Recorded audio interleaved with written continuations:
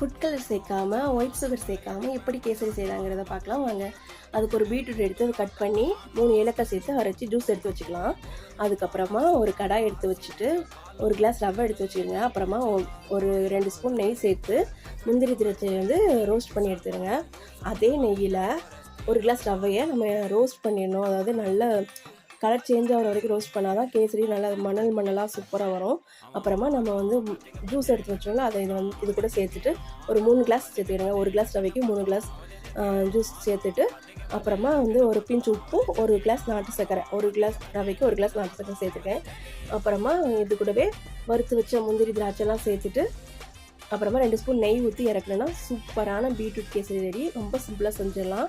Taste நல்லாயிருக்கும். இது வந்து ஃபுட் கலர் சேர்க்காததுனால நல்லாயிருக்கும். இந்த கலர் வந்து ரொம்ப சூப்பராக டார்க்காக நல்லா பார்க்குறக்கே சூப்பராக இருக்குது பாருங்கள். ட்ரை பண்ணி பாருங்கள் எப்படி இருக்குன்னு கமெண்டில் சொல்லுங்கள்.